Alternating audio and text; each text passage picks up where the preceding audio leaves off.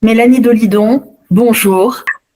Tu es neuropsychologue, scénariste, apprentie tatoueuse et autrice du livre qui vient tout juste de sortir, HPI, l'intelligence n'est pas une maladie, aux éditions Tom Pouce. Et avec un profil aussi éclectique et varié que le tien, je suis sûre que cette interview va être passionnante et j'avais très très envie de t'inviter pour que tu viennes nous parler d'intelligence et de tout ce qui peut se cacher derrière. Avec plaisir. Je vais faire de mon mieux pour rendre cette interview intéressante pour toutes les personnes qui nous écoutent aujourd'hui. J'en doute pas, ça va être super. Première question, d'où vient l'idée que l'intelligence serait une maladie, un désavantage avec toutes sortes de conséquences désastreuses pour la vie des gens concernés? Alors, il y a deux façons de répondre à cette question. La première, c'est la réponse historique. Je pense qu'on peut dire que ça s'est passé le 1er septembre 1977 à 8h32. Et quand je dis ça, c'est pas une blague, parce que c'est la rentrée scolaire qui a marqué le début du collège unique, qui a mené à un processus qu'on appelle la massification. Et la massification, c'est le fait que, en fait, avant ça, il y avait des parcours qui étaient plutôt réservés aux élites sociales, aux classes dominantes, à la bourgeoisie, et qui menaient vers les études supérieures. Et le fameux certificat d'études, et puis ensuite des collèges plutôt techniques qui permettaient d'envoyer vers des filières qui allaient mener à nourrir tout le besoin de la sphère agricole et de la sphère industrielle. Sauf que dans une société qui subit un phénomène de tertiarisation, on n'a plus besoin de tous ces ouvriers, de tous ces agriculteurs.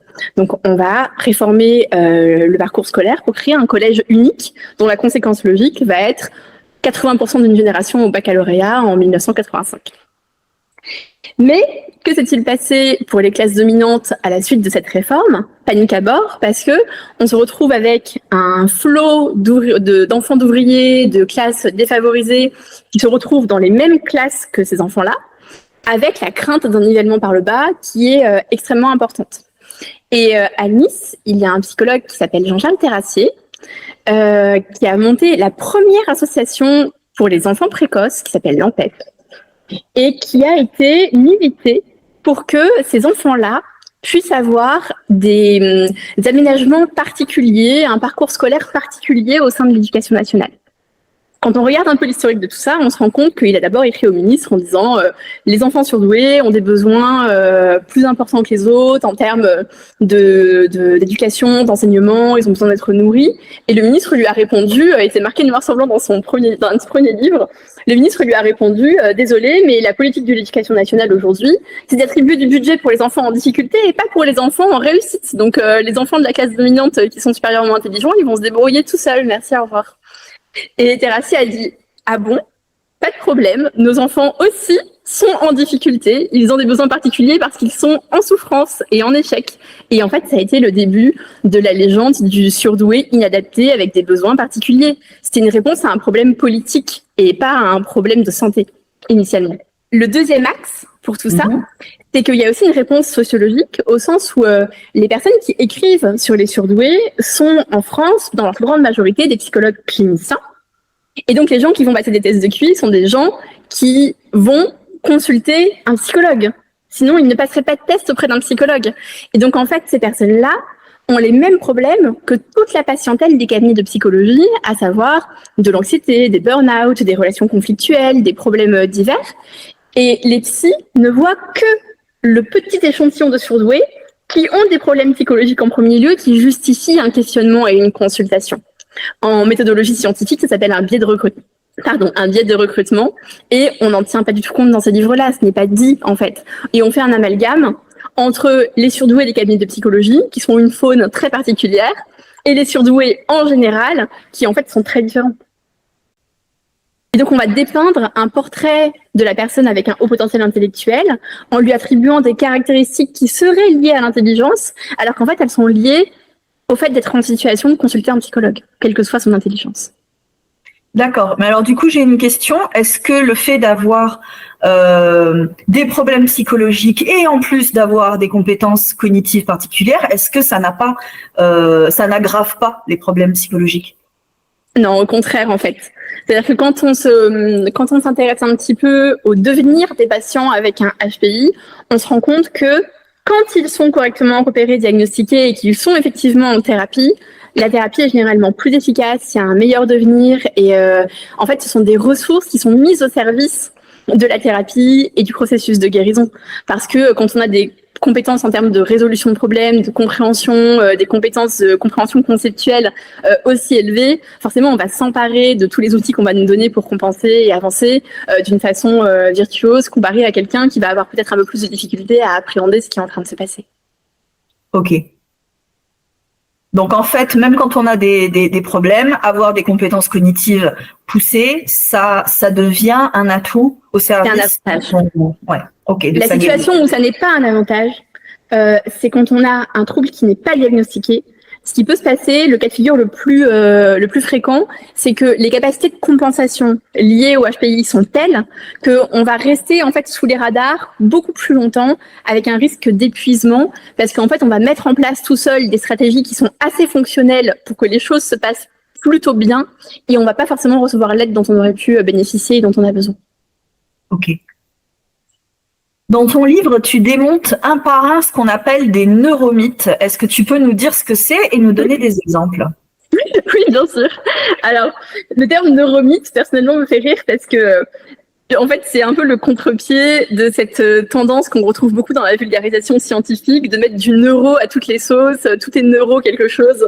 Et dès qu'on dit neuro, tout à coup, ça a l'air très sérieux et scientifique. C'est un peu l'argument d'autorité de la blouse blanche. Oui, je vais vous parler de neurosciences, donc écoutez-moi parce que ce que je dis est validé par la science. Pas du tout. Et donc, c'est pour ça que je parle des neuromythes, parce que ce sont des croyances infondées avec un vernis scientifique, neurotruc, je sais pas quoi. Et je pense que celui qui est peut-être le plus répandu autour du HPI, même s'il y en a plusieurs, c'est celui de la pensée en arborescence. Les HPI auraient une pensée en arborescence, c'est-à-dire que les pauvres normaux pensants ont une pensée linéaire, ils sont obligés laborieusement de mettre les idées les unes à la suite des autres, comme les wagons d'un petit train. Alors que les HPI vont dans tous les sens, partout à la fois, ils font des connexions entre les idées que la plèbe ne peut même pas imaginer et ne peut pas suivre. Sauf que ça, c'est complètement faux, en fait. Parce que donc c'est un neuromythe, au sens où l'intelligence des personnes surdouées n'est pas qualitativement différente de celle des personnes qui ne le sont pas. C'est-à-dire que quand on regarde les études vraiment neuroscientifiques, c'est-à-dire avec imagerie cérébrale ou des grandes méta-études sur la qualité de la performance et l'anatomie du cerveau, on se rend compte que la différence, elle est purement quantitative et qu'elle se place sur un continuum qui est tout à fait linéaire. C'est-à-dire qu'il n'y a pas de rupture brutale de schéma quand on passe la barre des 130. Ça n'existe pas, ça c'est du fantasme. Et ce concept de pensée en arborescence, il n'a aucun écho dans la littérature scientifique internationale, ça n'existe pas en fait. Par contre, ce qui est très proche et qui existe, c'est le concept de pensée divergente, qui est la créativité, en fait la capacité à générer un grand nombre d'idées en très peu de temps. Ça a trait à la flexibilité mentale et au fait de pouvoir prendre le contre-pied aussi de ce qui est déjà existant. Mais c'est une fonction qui existe chez tout le monde et qui est complémentaire de ce qu'on appelle la pensée convergente, qui est la capacité à réunir un grand nombre d'idées en la solution optimale, la plus efficace, avec méthode et avec clarté et concision. Et les deux sont tout aussi valables dans un processus de création, en fait. Quand on veut accoucher d'un projet fonctionnel, quand on veut faire quelque chose qui a réellement un impact, quand on veut porter à terme un projet, on a besoin de pensée divergente et de pensée convergente à différentes étapes de ce projet. Et il y a quelque chose d'un peu curieux dans ce fantasme du génie capable de créer des idées sans comprendre comment, tout à coup, il a la solution à l'équation de l'univers et il sait même pas comment il a eu cette idée, ça arrivait au petit déjeuner. Ben, c'est complètement faux, en fait, et ça donne une fausse idée de la façon dont travaillent les personnes réellement intelligentes. Et ça permet de dénigrer ce qu'on appelle les brillants bosseurs, c'est-à-dire ceux qui adhèrent à la méthode, qui ont une capacité de travail organisée. Et c'est dommage parce que, en fait, ça ne sert que cet argument du zèbre atypique et ce n'est pas un reflet correct de ce qu'est l'intelligence supérieure. Ok. Tu expliques vraiment très très bien. Moi, je suis scotchée, j'adore. Tant mieux. Donc ça, c'est un neuromythe. J'en parle beaucoup dans le livre. Il y a, en fait, pour chaque neuromythe, un chapitre qui est consacré où on explique tout ça. Et quand on prend même des génies absolus comme Einstein, par exemple, qui avait une pensée divergente très importante parce qu'il a été capable de mettre en place une théorie disruptive qui était complètement, à contre-courant de tout ce qui se disait à ce moment-là dans l'histoire de la science. Eh bien, il a fait preuve de très grande capacité de pensée convergente aussi, parce que après avoir eu une intuition, derrière, il y a 8 ans de boulot pour mettre en place les équations de la relativité restreinte. Et ça se fait pas en ayant de la pensée en arborescence qui part dans tous les sens. Ça se fait en ayant une méthodologie de travail concrète et rigoureuse. Quand j'étais en sciences de l'éducation, on nous avait parlé, tu vois, d'épistémologie et des 2 grands modèles qui sont la pensée mécaniciste qui implique que le tout est égal à la somme des parties, et la pensée du vivant qui inclut la pensée complexe, et où là, les choses sont vivantes et partent dans tous les sens. Et ce qui m'avait paru évident, c'était que dans cette séparation-là, on retrouvait tous les clichés de celui qui pense de façon linéaire et donc 1 plus 1 plus 1, et celui qui pense de façon globale, et qu'en fait, c'était peut-être plus proche de la façon dont on était éduqué, qui nous poussait à raisonner dans un modèle ou dans un autre avec plus ou moins d'aisance, et que ça n'avait pas forcément grand-chose à voir avec les capacités neurologiques pures. Complètement. Et on peut tous avoir des prédispositions plutôt pour une pensée divergente ou pour une pensée convergente, mais on peut cultiver l'autre aspect parce que c'est indispensable. Moi qui suis scénariste, par ailleurs, parmi mes nombreuses activités, quand on écrit un livre comme celui que j'écris ou quand on écrit un scénario, on a besoin de pensée divergente pour accoucher des idées, commencer un processus créatif, fertile. Mais par contre, on a aussi besoin de pensée convergente parce que derrière, si on n'a pas une vraie méthode de travail, une vraie rigueur, une vraie régularité, il n'y a rien qui se passera en fait. Et c'est souvent ce qu'on constate quand on parle de ce stéréotype du zèbre où on dit oui, vous avez des idées qui partent dans tous les sens, mais vous n'arrivez jamais à rien faire de concret. Peut-être parce que si on n'avait pas clivé le brillant bosseur d'un côté et le zèbre dysfonctionnel de l'autre, on aurait pu donner aux gens des outils complets qui leur permettent de créer une vraie méthode de travail respectueuse de leurs fonctions et de leurs besoins, au lieu d'en faire un truc essentialiste dysfonctionnel en fait. Ok, ça veut dire que les gens qui ont des capacités, mais à qui on a dit de toute façon, toi tu es hors cadre, tu vas pas bien t'adapter au système, la méthodologie c'est pas pour toi, on les a aussi privés d'un cadre à l'intérieur duquel ils pourront réaliser des projets en mobilisant leurs ressources, mais aussi en utilisant les méthodes communes qu'on transmet de génération en génération. Oui, complètement. Et d'ailleurs, c'est lié à un autre neuromythe qui est le fameux surdoué en échec scolaire, qui n'existe pas, soyons quand même bien d'accord par rapport à ça.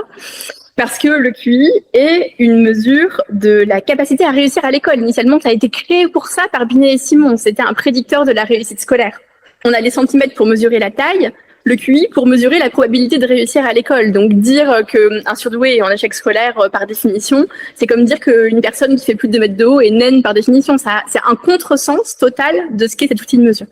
Bref, petite parenthèse. Et dans ce cliché, ce neuromythe du surdoué en échec scolaire, on invoque souvent cette idée de oui, il n'est pas capable de suivre la méthode parce qu'il a sa propre façon d'appréhender les problèmes, il sait pas exactement comment il arrive à la solution, mais il réussit quand même.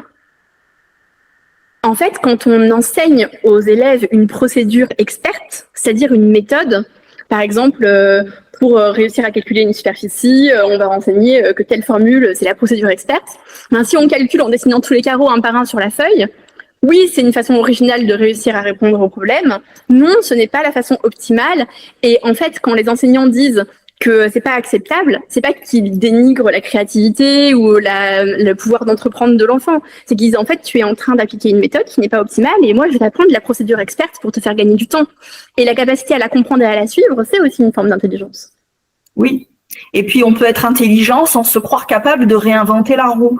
Parce que le système scolaire et universitaire, c'est là pour nous transmettre l'aboutissement de centaines d'années de recherche, de centaines de milliers même des fois d'années de recherche, de travail, de performance, et croire qu'on peut s'en passer pour réinventer la roue, il y a aussi quelque chose d'assez orgueilleux en fait derrière cette démarche-là, je trouve. Oui, complètement.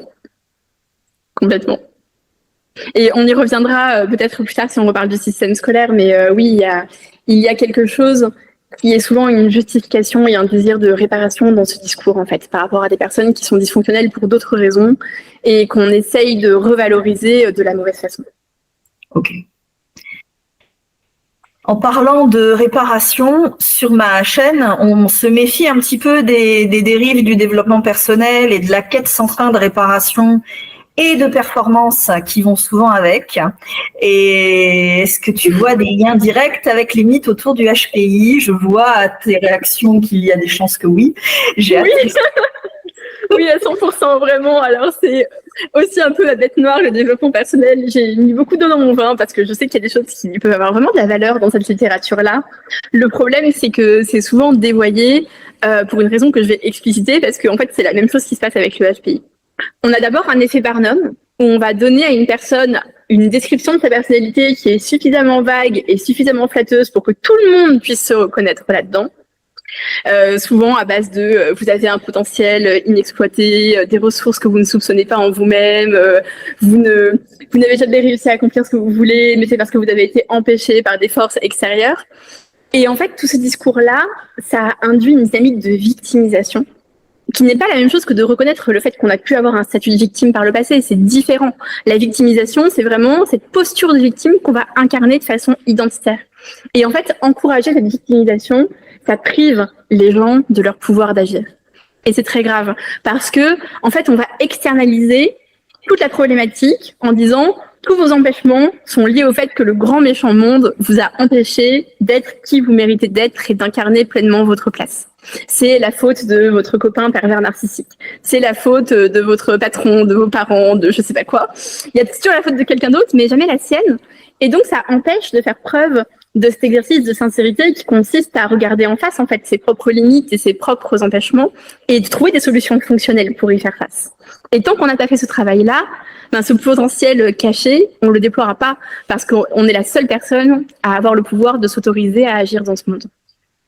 Amen. Je suis bien d'accord. Et le développement personnel pousse à se penser comme une personne déjà qui est assez discutable et philosophiquement parlant et de tout d'un tas d'autres angles. Et effectivement, il y a cette idée que tu mérites une place glorieuse et brillante parce que t'es quand même pas n'importe qui, tu vois. Et on te prive de ça. Et ça entretient effectivement ce mix victimisation et narcissisme. Enfin, égocentrisme. Exactement. C'est un processus qu'on retrouve dans beaucoup de dérives sectaires aussi. Couper du monde en diabolisant tout l'entourage et tout l'environnement dans lequel la personne évolue pour en faire un être spécial, élu par des forces mystérieuses, son cerveau génial ou le fait qu'elle soit un enfant indigo, je sais pas quoi. Et en fait, c'est les mêmes mécanismes qui sont à l'œuvre. Et donc, je trouve que c'est quand même extrêmement préoccupant de s'engager dans ce type de littérature parce que en fait, c'est vraiment de la pensée magique et ça n'a aucun impact sur le réel. Bien sûr. Je me souviens, mon prof nous expliquait comment ça fonctionnait, c'est-à-dire que ça te narcissise. Et le problème, c'est que quand tu es narcissisé, tu vois, tu as l'impression d'aller mieux parce que tu as un pic d'estime de toi qui est complètement factice. Et après, ça retombe et c'est pire parce que tu as le sentiment que si ça dure pas, c'est parce que tu es encore plus dysfonctionnel que ce que tu croyais. Oui, en fait, c'est un processus d'auto-justification qui n'a pas de fin. Une fois qu'on est lancé dans ce processus-là, comme ça a apporté une réponse identitaire et définitive qui ferme en fait le débat, il n'y a plus de chemin possible. Et en plus de ça, ça coupe de la relation aux autres bien souvent parce qu'on dit « Oh mon Dieu, mais si j'ai pas réalisé tous les projets que j'aurais pu réaliser, c'est à cause de mon mari, de mon patron, de ma mère, je sais pas quoi. » Et donc en fait, hop, c'est bon, c'est à l'extérieur. Et moi, je suis un être pur, immaculé, et tous les autres sont mauvais, corrompus et responsables de toutes mes souffrances. Et ça, c'est vraiment quelque chose qui est très délétère. Oui, je suis bien d'accord. Question suivante. Régulièrement, là c'est la rentrée des classes, on entend les profs se plaindre de la quantité d'enfants diagnostiqués HP dans leur classe, avec un petit commentaire cinglant sur le fait qu'un enfant en échec scolaire est peut-être juste feignant et stupide, mais certainement pas HP. Est-ce que c'est aussi simple que ça? Eh bien, je vais peut-être pas me faire que les amis ici, mais je dirais quand même un peu, et en même temps non. Au sens où, bon, bien sûr, il y a une nuance. Si un enfant est en échec scolaire, il est très probablement pas HPI. Ça, c'est vrai. Parce que, comme on l'a dit tout à l'heure, en fait, les enfants HPI ont été mesurés, enfin, ont été évalués avec un test de QI qui est un prédicteur de la réussite scolaire. Donc, c'est vraiment un contresens. En tout cas, s'il est en échec scolaire, c'est certainement pas parce qu'il est HPI. C'est certainement pas à cause de son modèle cognitif. Il peut y avoir une autre raison. Et effectivement, je peux comprendre l'agacement des enseignants devant le fait que des parents viennent pointer des enfants qui sont en difficulté manifeste en disant « s'il ne réussit pas, c'est parce qu'il est trop intelligent ». Parce qu'en faisant ça, c'est un peu le même mécanisme que ce qu'on pointait du doigt à propos du développement personnel, c'est que c'est la faute de l'enseignant qui a des mauvaises méthodes et qui n'a pas compris leur enfant, c'est la faute de l'éducation nationale qui est une institution maltraitante, et l'éducation nationale n'est pas parfaite, les enseignants ne sont pas parfaits non plus, mais il y a quelque chose quand même d'un peu injuste et limité à pointer systématiquement du doigt l'institution et les enseignants. Et en fait, c'est pas quelque chose qui va servir les enfants parce que ils sont pas feignants et ils sont pas stupides. Mais ils ont probablement un autre problème que le HPI. Bien souvent, ces enfants-là, ils ont un trouble neurodéveloppemental, c'est-à-dire un trouble autistique ou un trouble de l'attention ou une dyslexie. Et en fait, si ce trouble, il n'est pas diagnostiqué. Et si on ne donne pas à l'enseignant les bons outils pour adapter la pédagogie à cette cognition particulière, à ce neurodéveloppement particulier, et si on ne donne pas à l'enfant le cadre de soins dont il a besoin pour apprendre et se développer correctement, on va mettre tout le monde en échec, en fait, l'enseignant et l'enfant. Donc c'est une posture qui est maltraitante pour tout le monde. Oui, je comprends. Et il y a quelque chose de très perturbant au niveau statistique, c'est que si c'est 2% de la population est HP, ça veut dire que c'est une personne sur 50. Donc si dans une classe de 30 élèves, il y en a 12, il y a un problème. Il y a un problème statistique là. Alors ça, c'est une classe exceptionnelle, ça peut arriver, hein, les anomalies statistiques existent. Hein. Par définition, le hasard, ça ne se répartit pas de façon parfaitement ordonnée. Donc on va avoir une classe où il y en a 0 et une autre où il y en a 5, ça arrive bien sûr. Ouais. Mais la moitié de la classe, voilà. C'est peu probable. Voilà. D'accord. On est d'accord. Alors, la suite logique de ça, c'est quand même de questionner un petit peu la façon dont les parents s'enorgueillissent d'avoir un enfant HP. Comment résister à l'envie d'avoir un enfant génial, hors norme, qui nous narcissise en permanence du simple fait d'être différent et de sortir de nous? Oui, enfin, c'est un peu ça le problème, c'est-à-dire que bien souvent, utiliser son enfant pour réparer son propre narcissisme, ce n'est pas une bonne idée. Et en fait, on se retrouve souvent avec des parents qui ont eux-mêmes une histoire avec l'école, avec la réussite et avec l'intelligence qui est un peu conflictuelle et un peu douloureuse, sinon ils n'iraient pas investir cette idée-là chez leur enfant. Et bien souvent, des parents qui ont eux-mêmes un trouble neurodéveloppemental, de type trouble autistique ou trouble déficitaire de l'attention, qui n'a pas été diagnostiqué. Et donc, en fait, à travers le surinvestissement du HPI chez leur enfant, ils vont investir aussi leur propre intelligence. D'ailleurs, très, très, très souvent, quand on lit des témoignages de parents, ils disent « Ah, c'est grâce au diagnostic de mon enfant que j'ai moi-même été repérée comme étant HPI ». En fait, je dirais à ces parents-là que eux, ils ont besoin de faire la paix avec leur histoire scolaire et leur histoire éducative en général, et qu'il n'est pas trop tard pour être diagnostiqué avec un trouble autistique ou peu importe un trouble anxieux ou quelle que soit la raison pour laquelle ils ont été en souffrance à l'école. Il n'est pas trop tard pour apporter des éléments de réponse à cette souffrance pour leur histoire et leur parcours, et que c'est indispensable de le faire parce que sinon, ils vont créer une sorte d'amalgame entre leur parcours et celui de leur enfant avec l'idée d'une sorte de reproduction intergénérationnelle qui est en fait leur propre projection et qui n'est pas quelque chose qui est lié à une forme de malédiction infligée par les autres.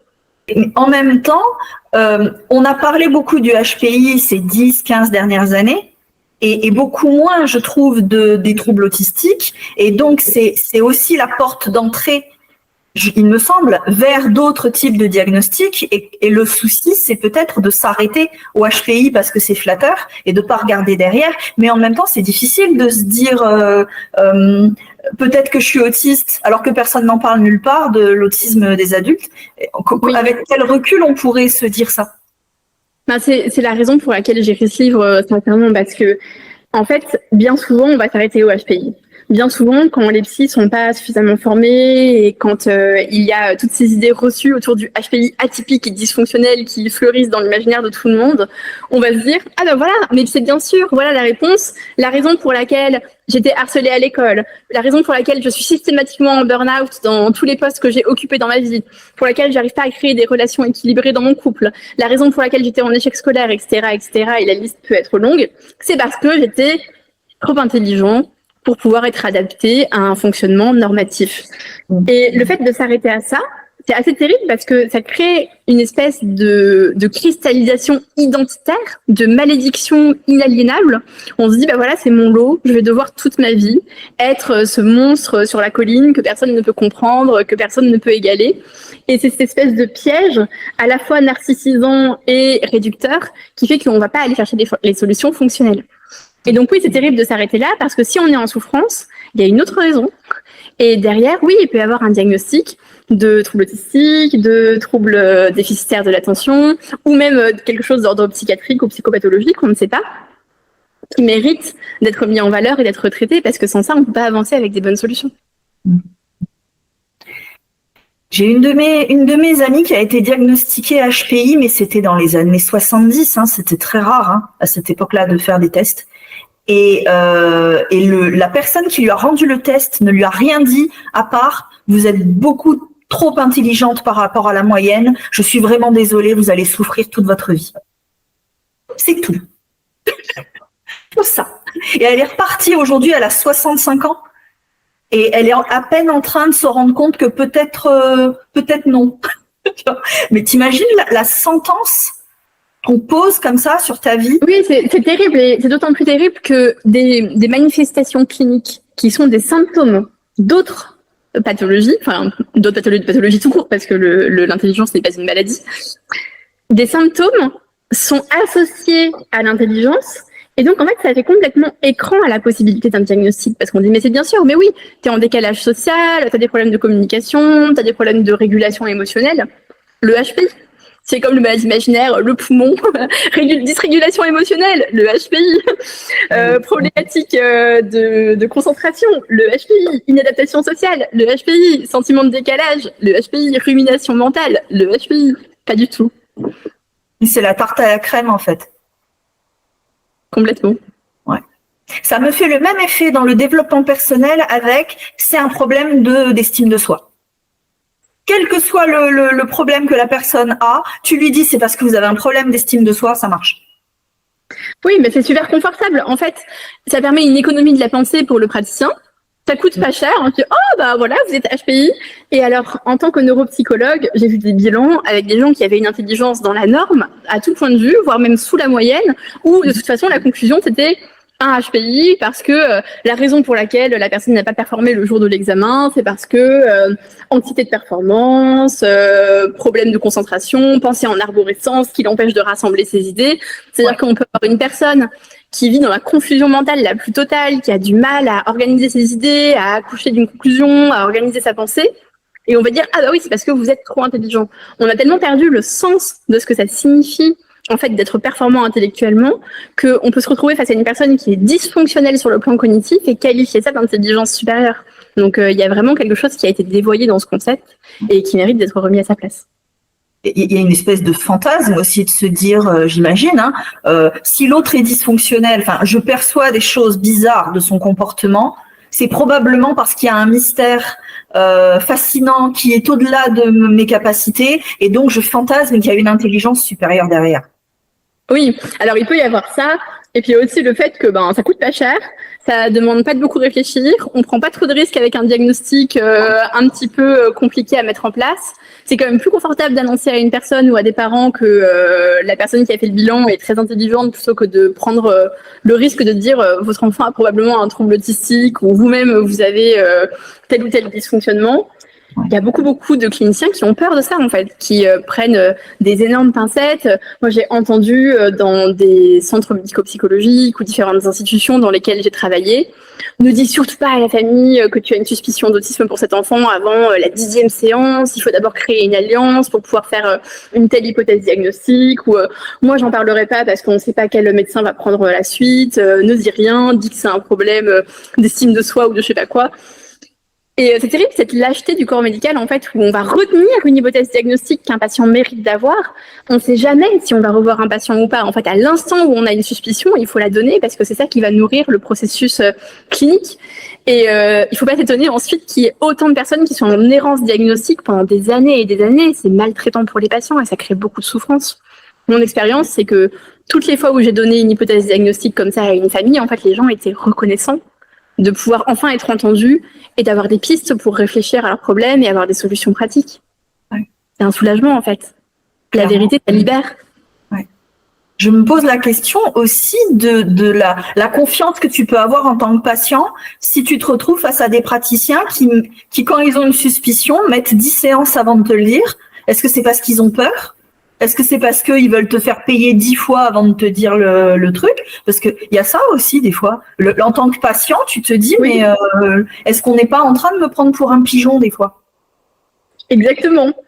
Et bien souvent, c'est pas forcément des gens qui sont mal intentionnés, mais c'est simplement que ils ont envie de mettre en place, comme je le disais, d'abord une alliance ou de lancer un processus de soins ou d'être sûr en fait que le patient va pas leur claquer entre les doigts au moment où ils vont le dire ou d'avoir suffisamment de confiance parce qu'ils n'ont pas assez d'assurance dans leur propre regard clinique.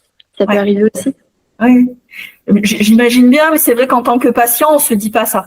On se dit pas le psy en face de moi n'a pas confiance en son regard et donc il attend. C'est vrai qu'on s'imagine, et ça c'est le mythe de l'expert, je suppose, que le psy il sait et qu'il veut pas te le dire. Tu vois, c'est tout le fantasme du praticien qui sait à ta place, tu vois, qui a les réponses et qui veut pas te donner ce qui te soulagerait. Mais ça peut arriver, hein, parce que dans l'héritage psychanalytique, on donne pas au patient son diagnostic, on le laisse justement construire le sens lui-même. Donc ça peut être très déstabilisant. Oui. Autre question. Beaucoup de mes clients sont concernés par la neurodiversité, qu'ils soient diagnostiqués ou pas. En tout cas, c'est une préoccupation pour eux. Et je les entends souvent me dire et pourtant je peux tout faire, j'ai les moyens de tout faire, tout en se fustigeant de pas y arriver. Et je vois derrière ce genre de truc le discours du HPI qui a entretenu le fantasme de l'absence de limite. Tu vois, l'enfant surdoué, il a tous les potentiels, il peut devenir tout ce qu'il veut. Et sauf que dans les faits, c'est pas forcément comme ça que ça se passe. Et ça crée du dégât. Chez les gens qui se fustigent de ne pas réussir à tout faire. Est-ce que tu reconnais ça toi aussi dans ta pratique ? Oui, absolument. Et en fait, il y a plusieurs problématiques derrière ça. Déjà, les mots ont un sens. Et le fait qu'on soit passé de surdoué, que moi j'aime bien personnellement, à haut potentiel intellectuel, en fait, on a placé la barre conceptuelle de la performance à la possibilité. Et donc, on a ouvert un éventail fantasmatique autour de tout ça qui n'existait pas avant dans le concept purement de performance. Les Anglais, ils ont une expression pour qualifier ces personnes-là qui est gifted and talented, doué et talentueux. Et en fait, ils font vraiment la différence entre doué, qui est la performance cognitive, et talentueux, qui est le fait d'être, par exemple, virtuose au violon, ou un excellent peintre, ou un sportif de haut niveau. Ça peut être toutes sortes de choses. Et dans les deux cas, pour pouvoir être qualifié de gifted and talented, il faut avoir accompli dans le monde quelque chose qui a réellement de la valeur et qui est reconnu par les pairs comme étant exceptionnel. Donc on n'est pas dans le potentiel, on est dans la sanction, la réalisation d'un accomplissement concret. Ça rend les choses extrêmement différentes et personnellement, je trouve ça beaucoup plus sain parce que pour moi, la vraie définition du surdoué, c'est quelqu'un qui fait des choses exceptionnelles. Oui, c'est-à-dire que on est dans le concret. On est dans le concret. C'est une performance. C'est comme un sportif de haut niveau. On peut pas dire je suis un athlète olympique capable qui a le potentiel de faire un 100 mètres en 8 secondes. Ben non. En fait, soit tu le fais, soit tu le fais pas. Si tu le fais pas, peut-être que malheureusement tu as été dénutri quand tu étais enfant et tu n'as pas pu développer tes muscles comme il aurait fallu, ou tu as eu une rupture des ligaments croisés qui fait qu'aujourd'hui tu ne peux pas courir aussi vite qu'avant. C'est dommage, mais la performance elle est pas là. Donc, t'es pas athlète de haut niveau. Et Surdoué fait la même chose, en fait. Et je trouve que c'est dommage de surinvestir à ce point cette idée de haut potentiel intellectuel, comme si une personne qui était en dessous de la barre des 130 n'avait aucun potentiel d'accomplissement dans son existence. Ce qui est complètement faux et très insultant, en fait. Et en fait, le problème vient aussi du fait qu'on va utiliser un indicateur quantitatif pour décrire un phénomène qualitatif. Donc, c'est inadapté parce que l'intelligence, c'est un outil, c'est une puissance, comme la puissance du moteur d'une voiture. Sauf qu'en fait, s'identifier au moteur, c'est se mettre à une place d'objet. Parce qu'on n'est pas le moteur, on est le conducteur de la voiture. Et si on n'habite pas à ta place de conducteur, ben la puissance du moteur, ça ne nous dit pas où on va aller, comment on va y aller. En fait, ça ne dit rien des objectifs et du système de valeurs qui permettent d'habiter pleinement cette place et de donner une direction à son existence. Parce qu'on s'identifie à un objet, en fait, à un outil. Et c'est ça que je trouve assez dommage, c'est que quand on devient une fonction, ben, on peut pas décider pour soi-même de l'endroit où on va aller. Oui, et c'est quand on devient une fonction et qu'on se pense comme une machine performante, surperformante ou moyennement, on est toujours prédisposé à être aliéné, à être utilisé et à faire un burn-out aussi, parce que le burn-out, c'est quoi? Oui. C'est devenir être coupé de son humanité, devenir la machine ultra performante qui va tenir le coup jusqu'à la mort. C'est ça. Et en fait, j'ai envie de dire que finalement, conduire une 2 chevaux ou une Ferrari, ça n'a pas tellement d'importance. Ce qui est important, c'est plutôt la qualité du voyage. Ça paraît un peu être une palissade, mais c'est vrai. Hein, c'est la qualité du voyage et la direction qu'on va donner. On peut faire un très beau voyage en 2 chevaux. On n'est pas obligé d'être dans une décapotable pour vivre une expérience signifiante en tant qu'être humain. On est bien d'accord. Et effectivement, il y a quelque chose de très méprisant à dire que moi j'ai un super moteur dans ma bagnole, j'en fais rien, j'ai juste le potentiel. Mais par contre, je peux me permettre de regarder avec mépris ceux qui ont une 2 chevaux, mais qui eux sont dans une démarche, font des choses, essaient de donner du sens à ce qu'ils font. Oui, moi je pense aux gens qui ont leur voiture de luxe dans leur garage et qui passent leur temps à l'astiquer sans jamais aller nulle part. Bah, ça me fait un peu penser à ça et c'est assez triste en fait comme vision. Donc je pense que c'est pas grave de rayer sa voiture, c'est pas grave d'avoir une voiture parfaite, de pas avoir une voiture parfaite. Ce qui est important, c'est de se lancer. Et pour ça, il faut définir des objectifs qui ont du sens pour nous. Et ça ne peut se faire que quand on incarne un système de valeurs de façon apaisée et claire. Et ça se passe clairement pas à travers un test de QI. Oui, je suis bien d'accord. C'est beau la façon dont tu le décris, je trouve. On sent, tu vois, la différence entre l'objet et le sujet. Et j'en parle souvent ici parce que pour les gens qui sont objets, qui se pensent comme des objets, qui ont été éduqués comme des objets, ils ne comprennent pas ce que ça veut dire d'être sujet parce que c'est encore trop loin de leur représentation mentale. Et là, cette histoire de voiture qu'on astique, mais avec laquelle on va nulle part, ça illustre bien la distinction. C'est-à-dire que qu'importe la voiture, la question, c'est pas la voiture, c'est comment tu conduis, comment tu crées ton chemin avec. Et c'est ça le passage d'objet à sujet. Exactement. C'est habiter cette place de conducteur. Et en fait, je pense qu'il y a beaucoup d'autres gens qui s'identifient au véhicule et qui ne comprennent pas que, en fait, habiter sa place de conducteur, c'est un vrai travail sur soi. C'est un vrai travail personnel, que ça prend du temps et que c'est pas donné, en fait. C'est pas quelque chose qu'on va nous offrir, c'est quelque chose qu'on va conquérir. Tout à fait. Et c'est pour ça qu'on parle d'émancipation. Oui. Tout à fait. Parce qu'il n'y a pas du tout école qui nous donneront ce permis de conduire là, en fait. C'est quelque chose qu'on va devoir créer. Oui, on est d'accord. Dans ton livre, tu parles du courage d'être normal. Est-ce que tu peux nous expliquer ce que tu entends par là? Oui, bien sûr.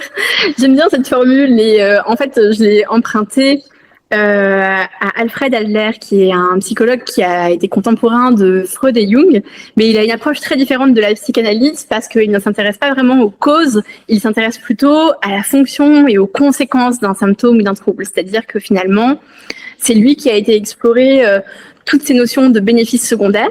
Quels bénéfices secondaires je tire à être dysfonctionnel et comment est-ce que ça entretient aussi ma position de personne pathologique, de personne malade. Et il a aussi créé le complexe d'infériorité et de supériorité, que je trouve vraiment pertinent pour penser la question du HPI et pourquoi on investit à ce point. Et en fait, c'est souvent mal compris, le concept de supériorité et d'infériorité, c'est ce qui se passe, ce sont des propriétés émergentes d'un paradigme sociétal qui est basé sur la compétition interindividuelle, sur la hiérarchie. En fait, c'est la rat race, la course où on veut toujours avoir un écran de télévision plus gros que son voisin, une plus grosse voiture, une femme avec des plus gros seins qui sont flambant neufs, la plus grande maison, etc., etc. Et il n'y a pas de fin à cette rat race parce que, en fait, on est toujours en train de courir après quelque chose de mieux. C'est vraiment le hamster dans sa roue qui n'arrive jamais à destination. Encore une fois, il y a cette idée du chemin. On est enfermé dans quelque chose de cyclique qui ne permet pas de s'épanouir. Et en plus de ça, quand les autres réussissent, on a l'impression que ça nous enlève quelque chose parce que si tout le monde est sur une échelle, si tout le monde est dans un classement, forcément, à l'instant où quelqu'un monte, moi je descends. C'est mathématique. Il n'y a pas d'autres possibilités. Donc ça crée du ressentiment face à la réussite des autres. Et ça nous met dans une position en fait de compétition permanente. Et le concept de HPI, dans ce paradigme-là, il est super toxique parce qu'en fait, ça va nourrir cette rat race en nous donnant une justification en disant ah oui, mais toi, t'as eu un test de QI, mais qui te l'a passé? C'était quel test? Et t'as eu combien? Et finalement, est-ce que t'es légitime ou pas? Est-ce que t'es plus légitime que moi? Est-ce que ça va me faire perdre de la légitimité et de l'intelligence si t'as eu plus de points de QI que moi? Donc, quelque chose de très matérialiste finalement dans cette quête-là et de très vain. Et ce qu'Alfred Adler explique et que je trouve vraiment pertinent, c'est que pour réussir à sortir du complexe d'infériorité et de supériorité, qui sont les deux extrêmes d'un continuum sur lequel on navigue en permanence dans cette rat race, parce qu'on reste jamais à un pôle ou à l'autre, en fait, on va forcément bouger au fur et à mesure que les autres bougent aussi. Eh bien, c'est de cesser d'investir ce paradigme hiérarchique et d'investir un paradigme de communauté. En fait, on est une cité, et quand on arrête de se penser soit à la fois soit comme un surhomme, soit comme un sous-homme en fonction de où on est sur notre continuum supériorité, infériorité, ben en fait, on peut enfin se penser comme un humain et voir les autres comme des humains aussi, collaborer, être une cellule dans un super organisme, une part de la communauté en fait. Et là, on se rend compte que quand on fait du bien aux autres et qu'on les laisse s'épanouir, ben ça nous fait du bien à nous aussi, parce que quand la communauté elle va bien, ben tout le monde va mieux et on peut tous s'élever en même temps. Et cette grille de lecture là, c'est la seule qui permet vraiment de sortir en fait de cette rat race et qui permet de se penser comme un humain et de voir l'autre comme un humain. C'est ça le courage d'être normal, c'est de se dire je suis ni un sous-homme ni un surhomme, je suis juste un humain comme les autres parmi les autres.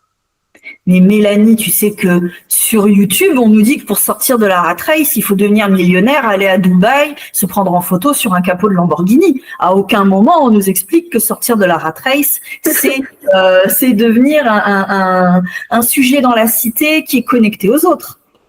Oui, sortir de la rat race en étant en vacances à Dubaï dans ta Lamborghini, c'est l'extrême aliénation de la rat race en fait. C'est dire, je suis sortie de la rat race parce que j'ai gagné la rat race. Avec cette idée un peu de j'ai fini, j'ai eu le boss de fin de la rat race. Il n'y a pas de boss de fin dans la rat race. C'est le concept en fait. C'est une roue de hamster. Il n'y a pas de fin. Ce n'est pas un chemin. Ce n'est pas un vrai chemin. C'est un piège conceptuel. Et oui, il y aura toujours quelqu'un avec une plus belle Lamborghini que toi. C'est ça. Et puis en plus, Dubaï, c'est has-been, donc dommage. Il fallait aller ailleurs. Non, mais je suis tout à fait d'accord. Et tu vois, je savais pas que c'était Adler qui avait fait cette distinction-là entre la compétition et la collaboration, et qu'en fait, c'était de lui que venait cette idée de sortir de la course à l'échelle. Parce que j'utilise ça aussi et je savais pas que ça venait de lui par contre, donc je te remercie parce que ça me permet d'étoffer ma source de référence. Oui, tout à fait, c'est des concepts qui te sont chers aussi et je te salue pour ça parce que je pense que c'est très important de parler de ça aujourd'hui et tu m'as beaucoup inspiré aussi dans la réflexion que j'ai pu avoir autour de tout ça. Et oui, complètement, c'est Adler qui a développé ces idées. Je les trouve très, très, très précieuses pour penser le phénomène HPI en tant que phénomène sociétal et pourquoi on l'investit autant émotionnellement.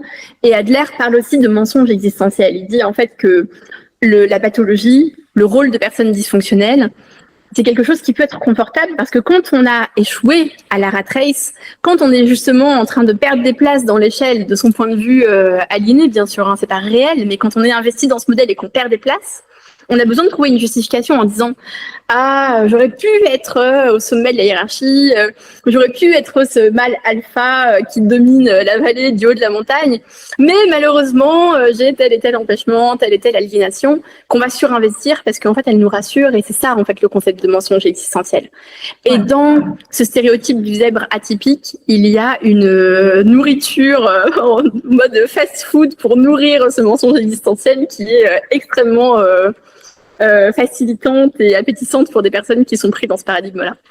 Ok, ouais. Tu dis, et ça va faire grincer dans les chaumières, hein, que derrière l'archétype du zèbre, c'est-à-dire hypersensible, allergique à l'injustice, isolé, se sentant toujours incompris, il pourrait plutôt se cacher des problématiques d'attachement dysfonctionnel. Est-ce que tu peux nous en dire un peu plus, s'il te plaît? Oui, bien sûr. Oui, alors oui, effectivement, la problématique, c'est que tout ce qu'on décrit avec ce stéréotype du zèbre, c'est quelque chose qui est de l'ordre de la relation aux autres, de la relation au monde, de la posture identitaire. Et en fait, tout ça, je vois pas le rapport avec un niveau cognitif. Par contre, ça fait beaucoup écho à ce qu'on appelle l'attachement en psychologie, le style d'attachement, c'est-à-dire comment on se positionne dans notre relation aux autres. Est-ce qu'on est digne de recevoir l'amour des autres ou pas? Est-ce qu'on est digne d'être en relation avec les autres ou pas? Comment est-ce qu'on entre en relation et qu'est-ce que cette relation va nous faire? Et on distingue l'attachement sécure et l'attachement insécure. En fait, quand un enfant grandit dans de bonnes conditions, il va avoir de grandes chances de développer un attachement sécure, c'est-à-dire de se penser comme une personne digne d'amour, suffisamment valable pour entrer en relation avec les autres et pour incarner sa place dans le monde sans honte, sans difficulté, sans se retenir. Quand on a un attachement insécure, souvent c'est parce que un de nos besoins fondamentaux n'a pas été suffisamment comblé pendant notre parcours de vie. Ça peut être dans la petite enfance avec nos parents, mais ça peut être aussi avec les enseignants, avec nos pères, quand on est à l'école, au cours de l'adolescence. Il y a plein de choses dans la vie qui peuvent venir abîmer le lien d'attachement qu'on a avec les autres, abîmer cette relation de confiance, la nature du contrat en fait. Et cet attachement insécure, il va générer des schémas adaptatifs qui font qu'on va nourrir un système de croyances sur la nature de qui on est, de ce que sont les autres et de ce que signifie la relation d'amour. Et on va pouvoir se penser comme un être imparfait, on va pouvoir penser que les autres ne sont pas dignes de confiance et qu'ils vont forcément nous faire du mal, ou nous trahir, ou nous abandonner. Quand on a vécu des abandons, des abus, quand on a eu une histoire familiale ou relationnelle difficile, forcément, ça laisse des traces sous la forme justement de croyances, de comportements et de pensées automatiques qui sont inadaptées. Et en fait, dans mon livre, j'explore 3 schémas qui ont été décrits par Jung, qui est le fondateur de la thérapie des schémas, une thérapie cognitive et comportementale, qui en a décrit une douzaine. Et il y en a 3 en particulier que je trouve particulièrement proches de cette figure du zèbre, qui sont le schéma d'isolement social, d'imperfection et d'idéaux exigeants. Et l'isolement social, c'est cette croyance qui consiste à penser que quoi qu'il arrive, on ne trouvera jamais ta place dans un groupe. Parce qu'on est différent par nature, que les autres ne peuvent pas nous comprendre et que quoi qu'il arrive, ils vont forcément nous rejeter, nous faire du mal et qu'on n'appartient à aucun groupe, quel qu'il soit. Sauf que quand on a ce type de croyance, on va mettre en place des comportements qui vont valider ça. C'est comme une prophétie autoréalisatrice. Quand nos collègues de travail vont nous inviter à boire un coup le soir, on va se dire ils font ça parce qu'ils veulent obtenir des infos sur moi, pour se moquer de moi, pour me mettre à l'écart. En réalité, ils s'intéressent pas vraiment à moi, ou de toute façon, c'est des beaufs, ou ils sont stupides, j'ai rien à faire avec ces gens-là, je suis pas comme eux, ils sont pas comme moi, on n'est pas du même monde. En fait, on va créer tout un ensemble de justifications internes et de comportements qui vont valider à tout prix cette croyance-là. Et le schéma d'imperfection pousse à croire qu'on est marqué par un défaut profond, un dysfonctionnement qui fait qu'on ne peut pas être aimé pour ce qu'on est et qu'on doit faire semblant d'être quelque chose d'autre pour pouvoir exister. Et le schéma d'idéaux exigeants ou de standards élevés mène à penser qu'on doit être un objet parfait pour pouvoir aussi être accepté dans la relation à l'autre.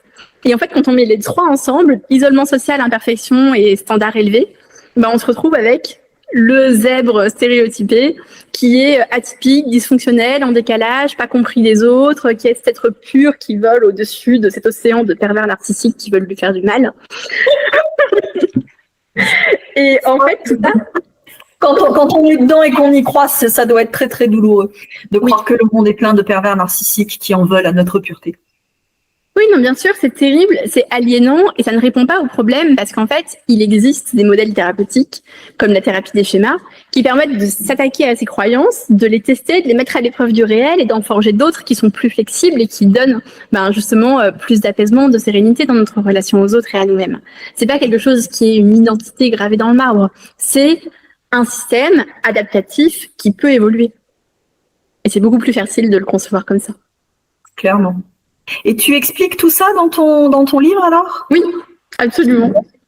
Super. Je mettrai le lien du livre de Mélanie Dolidon dans la description de cette vidéo. Donc, n'hésitez pas, allez voir. Et puis, je suis sûre que ça va vous ouvrir des perspectives et vous donner plus de capacité à vous situer dans le monde. Merci beaucoup. Et il y a des cas cliniques, des exemples concrets, et pour chaque situation, je fais le lien avec à la fois la figure stéréotypée du zèbre et en quoi est-ce que ça le mime, et en quoi est-ce que ça ressemble, et comment est-ce que les vrais HPI incarnent en fait ces postures-là quand il se trouve qu'ils en souffrent. Ok, super. Alors j'ai une autre une autre question qui tourne autour des dérives un petit peu du HPI, c'est le lien entre le fait de trop penser et le fait d'être forcément HPI. De mon expérience, j'ai vu beaucoup de gens issus de familles toxiques qui se sont auto-diagnostiqués HP parce qu'ils se posaient plein de questions sans arrêt au point de plus pouvoir dormir. Quand on grandit dans une famille toxique, on a des raisons de se prendre la tête. C'est pas forcément parce qu'on est HP, se retrouver enfermé dans des impasses mentales à en devenir dingue, c'est pas forcément la preuve d'une intelligence supérieure. Et donc, je voulais te demander, est-ce que penser trop, comme dans le titre du livre de Petit Colin, je pense trop, est-ce que c'est forcément penser juste, créatif, efficace ? Pas du tout, pas du tout, même au contraire. Et en fait, c'est souvent une limitation dont peuvent souffrir des gens qui sont HPI comme non-HPI, qui est plutôt liée au fait d'avoir un tempérament anxieux ou même un trouble anxieux ou une dépression. Et en fait, ces mécanismes-là, en psychologie, ça a un nom, on appelle ça les ruminations mentales. La pensée intrusive et aussi l'hypervigilance qui pousse à tout le temps être en train de guetter le prochain problème, tout le temps être en train de se projeter dans tout ce qui pourrait mal se passer.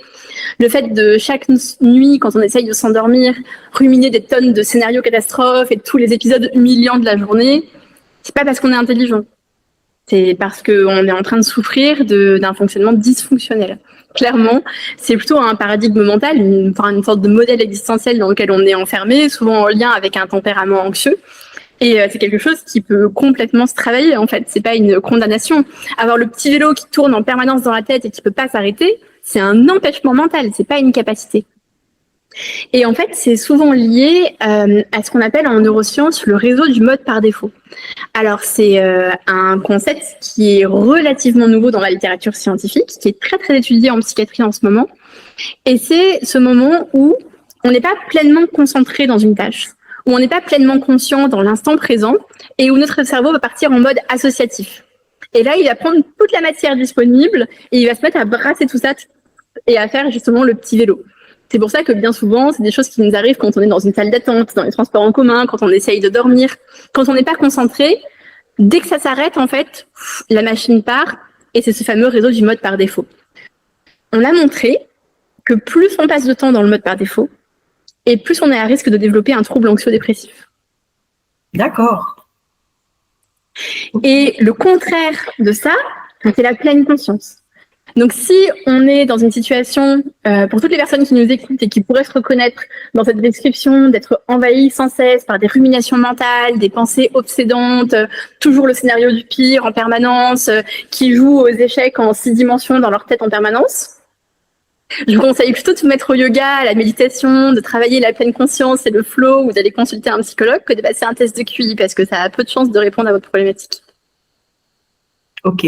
Tu sais que c'est très subversif ce que tu dis, Mélanie, aujourd'hui sur YouTube. J'aime ça. Oui, tant mieux. Tant mieux, ça veut dire que c'est un message qui a du sens. Oui, et on a besoin d'entendre ça parce que énormément de gens souffrent et se font happer par des explications qui leur font pas du bien. Non, c'est sûr. Et quand on a un problème qui perdure de ce type-là depuis des années et des années, et qu'il y a des tas d'ouvrages qui sortent pour faire du petit atisme et qui finalement n'apportent aucun élément de réponse réel aux personnes qui sont concernées, à part une petite tape sur le dos en disant eh ben, c'est pas facile d'être un zèbre. Je ne vois pas l'intérêt en fait de poursuivre ça. Ça veut dire qu'il y a quelque chose à rompre dans ce schéma et qu'il faut apporter des éléments de réponse différents. Clairement.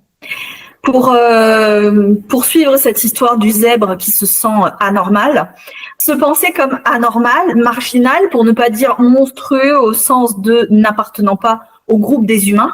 Dans le jargon des sciences de l'éducation, c'est aussi le résultat d'une éducation où on a été ce qu'on appelle un objet sans place, c'est-à-dire l'enfant qu'on n'attendait pas, dont on ne sait pas quoi faire, on fait comme s'il n'existait pas, donc on ne lui a pas donné de place là où il est censé en avoir une, là où il naît, et donc il se sent exclu du groupe, et ça entretient ce sentiment d'être anormal, d'être marginal.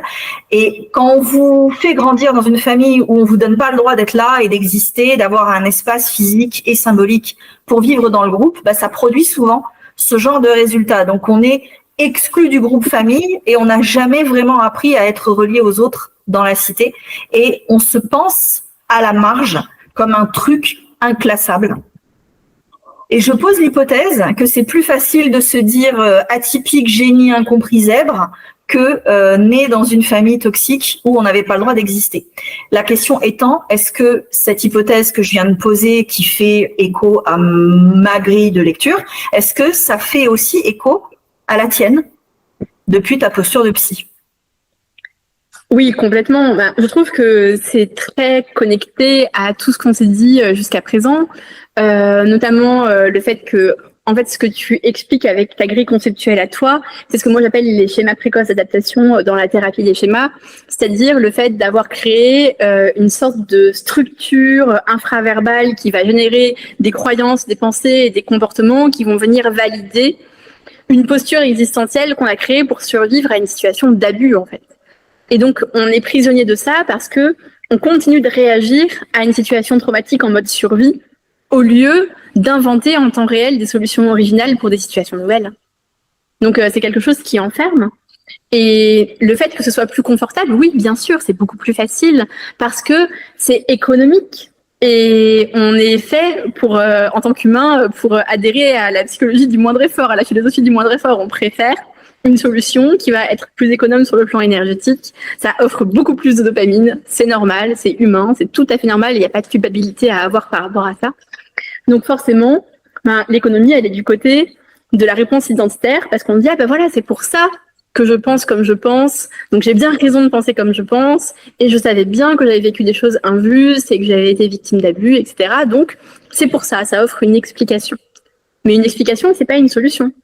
Quand on a un rhume, on s'en fiche de savoir si on l'a attrapé parce qu'on a léché la barre du métro ou parce qu'on a serré la main à un tel dans la salle d'attente. Ce qui est important, c'est comment on va faire pour s'en débarrasser maintenant. Qu'est-ce qu'il faut faire avec ça ? Sauf que ça, en fait, ça demande des efforts, donc c'est beaucoup moins économique. Se dire, oui, en fait, je suis dans cette situation parce que, d'accord, très bien. Sauf qu'aujourd'hui, mon paradigme, c'est ça, et il est dysfonctionnel. Comment je vais faire pour en créer un autre ? Là, ça demande de se mettre en chemin, de se mettre en mouvement et de dépenser une énergie considérable pour rebattre les cartes. Et ça demande de l'initiative.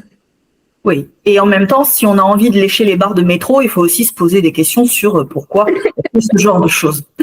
Chacun fait ce qu'il veut dans son existence, je ne juge pas. Mélanie, qu'est-ce que tu dirais en priorité à un parent qui vient d'apprendre que son enfant est diagnostiqué HP ? Alors, deux choses. Déjà, la première, félicitations. C'est génial, c'est une bonne nouvelle. Sachez que votre enfant a une meilleure espérance de vie que la moyenne. Il a une protection naturelle contre la plupart des troubles mentaux, car il est démontré scientifiquement avec les études de cohortes sérieuses que le HPI est un facteur protecteur contre l'anxiété et la grande majorité des pathologies psychiatriques. Et il va aussi avoir de grandes chances d'avoir un haut niveau d'études, de qualification, un bon salaire, d'être bien intégré dans la société et d'accomplir des choses intéressantes dans sa vie. Donc, génial. Par contre, je dirais aussi méfiance, parce que si vous avez passé un test de QI de votre propre initiative pour votre enfant et qu'on vous a répondu qu'il était HPI, point final, vous n'avez pas la réponse à votre question.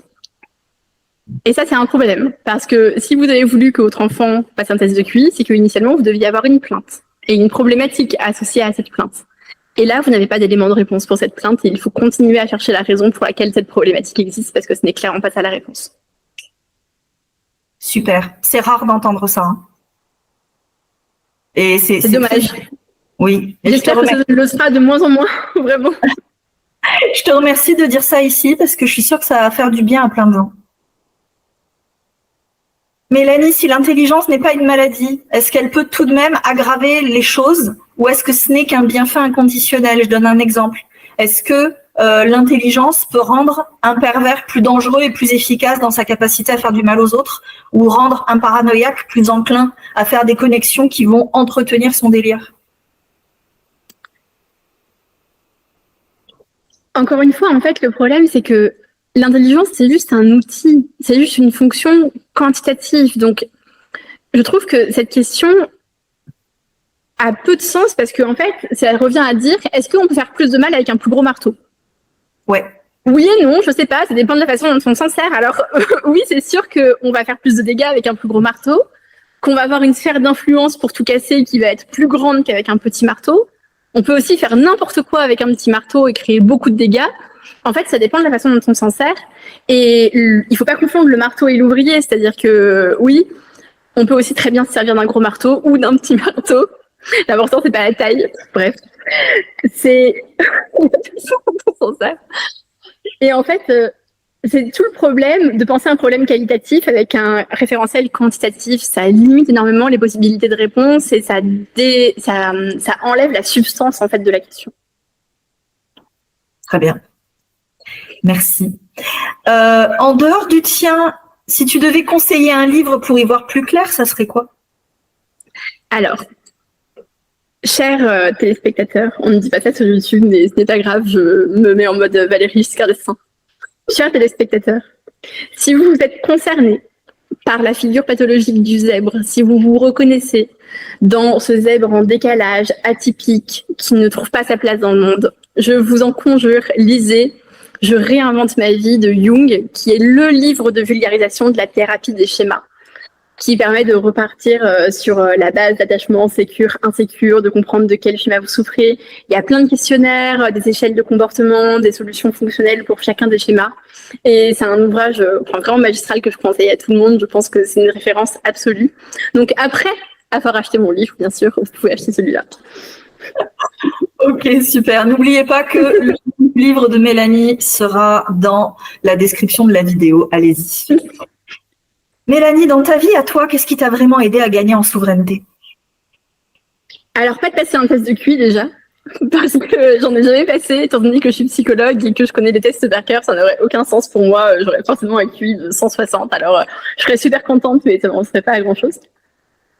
Et non, ce qui m'a vraiment aidé à gagner en souveraineté, c'est justement d'aller chercher du côté de mes automatismes, de mes schémas, de mon système de croyances pour pouvoir le circonscrire, comprendre comment ça a influencé mon existence, comprendre comment je réagissais à des situations passées et que ça m'empêchait en fait d'incarner ma place dans le présent. Et le schéma d'imperfection, il m'a beaucoup parlé parce que je pense que j'y ai adhéré pendant très longtemps. Et ça m'a poussé un peu sur un mode de contre-attaque à prendre cette place justement de super outil. Longtemps, je me suis pas considérée comme une personne qui avait besoin de faire une thérapie, ce que j'ai fini par faire, parce que je me disais, de toute façon, je suis super compétente, super fonctionnelle, je suis cet outil qui peut réussir à tout faire, un petit peu ce que tu disais tout à l'heure avec tes patients au potentiel, tes clients au potentiel. Et je me plaçais en fait dans cette position de bon objet, de super outil qui allait réparer la vie des autres, apporter des solutions, les meilleures solutions. Et dans toutes les relations dans lesquelles je m'engageais, je disais « Ah, je vois que tu es en souffrance, en difficulté, que tu as des problèmes. Ne t'inquiète pas, je vais créer les meilleures solutions pour toi et je vais les mettre en œuvre et te libérer. » Ce qui m'empêchait de penser que moi aussi, en fait, j'avais des limites, des besoins et que j'avais le droit de les affirmer et d'entrer dans une vraie relation de réciprocité. Donc, il n'y avait pas de réciprocité. Et j'ai fini par faire une thérapie qui m'a beaucoup aidée, une thérapie des schémas. Et en fait, ça m'a permis de comprendre que je n'étais pas cet objet tout puissant et super efficace, et que j'avais le droit d'être défaillante, de ne pas être un membre fonctionnel parfait de la société qui allait apporter toutes les solutions aux autres, que j'avais le droit d'avoir des besoins, de faire des erreurs, de tester des choses, d'être créative et inventive avec mon existence. Et c'est le moment où j'ai commencé en fait à faire ce que j'avais vraiment envie de faire, c'est-à-dire écrire des histoires, créer, dessiner. Et ça m'a fait énormément de bien. Et c'est à ce moment-là que j'ai commencé à créer des relations réciproques, bienveillantes et qui m'ont fait du bien en fait, qui m'ont permis de construire une existence qui me ressemble et dans laquelle je suis heureuse. Super. Ça fait plaisir, tu vois, de lire des livres de gens qui ont fait du chemin, qui ont des compétences théoriques poussées, mais qui ont aussi fait un chemin personnel et qui sont heureux dans leur vie, qui sont bien, qui, tu vois, qui ont construit leur place de sujet et qui, du coup, ont ce recul-là aussi pour expliquer aux gens que ils peuvent, avec diagnostic approprié, et avec le bon suivi et avec un regard critique sur comment dire, l'envie qu'on a de se narcissiser, quand on est capable de prendre de la distance avec ça, ben on peut construire une existence qui fait sens, qui est belle, qui est utile et où on prend du plaisir dedans. Et ça me fait plaisir de voir ça. Totalement. Et je pense qu'une étape importante de ce chemin pour moi aussi, ça a été d'être diagnostiquée avec un trouble déficitaire de l'attention avec hyperactivité, que j'ai eu tardivement dans ma vie à 29-30 ans. Et c'est dur en fait. Je comprends que c'est dur parce que ça a été dur pour moi de dire en réalité j'ai un handicap. En réalité, tout ce que j'ai valorisé dans ma vie jusqu'à présent comme étant le fait d'être super créative, de faire 1000 choses à la fois, de déborder d'énergie, d'être un peu folle, étourdie, etc. Original. En fait, tout ça, ce sont aussi des manifestations d'un handicap. C'est en fait un deuil de se rendre compte qu'on a une limitation qui va nous forcer à faire des choix de vie qui sont peut-être différents de ce qu'on aurait fait si on n'avait pas eu ça. Et de se rendre compte de tout ce à côté de quoi on est passé dans notre existence aussi à cause de ça et à cause de cette absence de diagnostic. Donc c'est un vrai deuil, c'est dur, mais finalement c'est extrêmement libérateur parce que ça permet de créer une existence qui est respectueuse de ses propres besoins. Je me suis rendu compte que rester assise sur une chaise toute la journée à écouter des gens parler, c'était pas fait pour moi, que j'étais en train de devenir dingue et que j'avais besoin de bouger, de faire plusieurs activités, d'avoir une vie professionnelle éclectique avec plein de découvertes, d'aventures, de mouvements, de voyages, de projets pour être heureuse et qu'il fallait que je respecte ça. Ouais. Donc c'était important.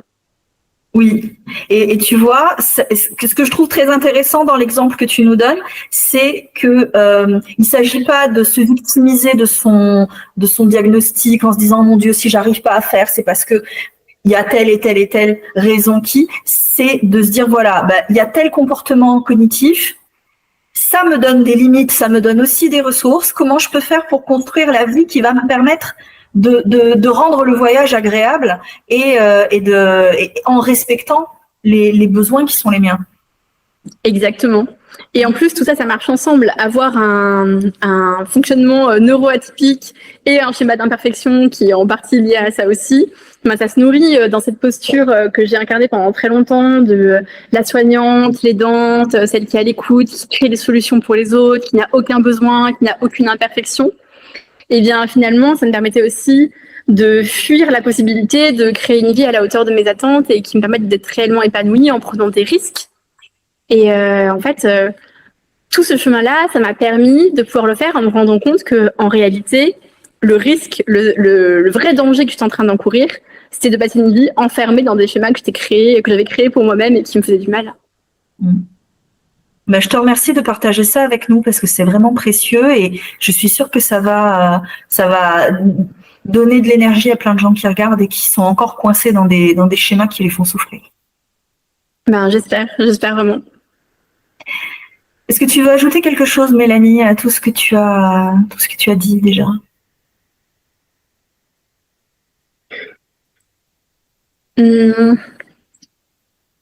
On a déjà dit beaucoup de choses, mais peut-être que j'ai envie d'ajouter une petite anecdote par rapport à ce livre et à sa genèse, on va dire. Donc le livre s'appelle HPI, l'intelligence n'est pas une maladie, et initialement, c'était pas son titre. Mais son titre a été refusé par mon éditeur, qui le jugeait trop scandaleux. Donc, trop polémique.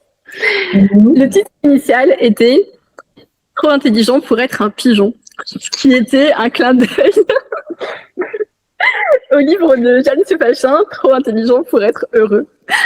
Et en fait, vraiment, dans tous les milieux où on discute du HPI, que ce soit les associations de parents, l'éducation nationale, les forums en ligne, etc., ce livre revient tout le temps. Ça reste la référence absolue, le best-seller sur le sujet.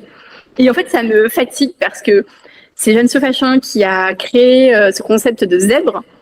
Et je suis désolée, mais moi, quand j'ai un patient qui m'appelle en me disant je pense que je suis un zèbre, je le réoriente dans une clinique vétérinaire. Et je pense que la problématique... Oh, c'est bon d'entendre ça. Je t'écoute. Je pense que la problématique autour de ce concept de zèbre, c'est que ça crée justement une différence qualitative entre les surdoués et les autres. Un écart. Il y a les zèbres et il y a les chevaux, ou les zèbres et les moutons, si on va vraiment dans la métaphore du neuroenfant. Et c'est grave parce que ça empêche justement de se considérer comme un humain parmi les humains et d'habiter sa place dans la cité, comme on le disait tout à l'heure. Donc je pense que ça a fait beaucoup de mal. Et j'avais envie de dire, écoutez-moi les surdoués de France et de Navarre, vous méritez une information scientifique de qualité. Vous êtes trop intelligents pour être des pigeons et vous avez le droit d'être heureux. Donc arrêtez d'être la cible de ce marketing honteux depuis des années et des années. Parce que vraiment, il y a beaucoup trop de désinformation sur ce sujet et on va pouvoir recréer une base saine pour traiter tout ça, traiter cette problématique et réinstaller les choses de façon durable. Super, je te remercie. Mélanie, dernière question. Quel était ton objectif quand tu as écrit ce livre ? Mon objectif, c'était de m'adresser à toutes les personnes qui sont en errance diagnostique ou qui ont reçu un diagnostic de HPI il y a des années et qui sont toujours en souffrance aujourd'hui en leur disant « Non, vous n'êtes pas trop intelligent pour être heureux. Vous avez un autre problème. Vous méritez d'avoir un diagnostic approprié, d'avoir des soins appropriés, des solutions existent. Vous ne souffrez pas de votre intelligence, vous souffrez de votre humanité comme tous les autres humains et vous avez la possibilité de cheminer avec les autres pour pouvoir aller vers quelque chose, un modèle plus serein pour pouvoir vous épanouir et justement devenir des sujets dans ce monde. Donc vous n'êtes pas des animaux, vous n'êtes pas des zèbres, réellement vous êtes des humains, ayez le courage d'être normal et tout va bien se passer. Magnifique. Merci beaucoup Mélanie, je suis vraiment très très heureuse de cette interview, que tu sois venue nous parler de ce sujet-là. Je suis sûre que c'est d'utilité publique et que ça va faire du bien à tous les gens qui sont abonnés à cette chaîne et je souhaite longue vie à ce livre parce qu'on en a besoin. Et puis j'espère que tu en écriras d'autres et que tu viendras ici pour nous en parler. Merci vraiment, je suis très touchée et j'apprécie énormément ton travail qui fait beaucoup de bien à beaucoup de personnes aussi, qui est fait avec sérieux, avec rigueur intellectuelle, qui est un parfait équilibre de pensée divergente créative et de pensée convergente méthodique et rigoureuse. Donc c'est très utile pour beaucoup de gens et tu m'as beaucoup inspirée dans ce parcours aussi, donc je te remercie. Et oui, effectivement, je suis en train d'écrire un autre livre dans la même collection. Ah, raconte-nous. Les écrans cette fois-ci, parce qu'il y a aussi beaucoup de choses qui se disent là-dessus et qui sont assez délétères, je trouve. Et le titre provisoire qui sera très probablement refusé par mon éditeur, désolé Alain Royer si tu m'écoutes. Et OK Google, est-ce qu'Internet va détruire mon cerveau ? Ah bien. Et tu viendras pour nous en parler ici parce que je suis sûre que ça va passionner plein de gens. Et moi, ça m'intéresse parce que je suis convaincue que Internet me grignote un peu le cerveau de temps en temps. J'ai hâte que tu nous en parles. Parfait. Merci beaucoup Mariana, vraiment pour ton temps, tes questions qui étaient extrêmement pertinentes et pour cette place que tu m'offres pour pouvoir parler de cette problématique qui me tient beaucoup à cœur. Mais je te remercie d'être venue. C'était un plaisir et un honneur de t'avoir ici. Et merci à toutes les personnes qui nous regardent. N'hésitez pas à poser vos questions dans les commentaires si vous voulez en savoir plus. Et puis, n'oubliez pas, le lien vers le livre de Mélanie est dans la description. Merci beaucoup et à bientôt. Merci Mélanie. Au revoir. Au revoir.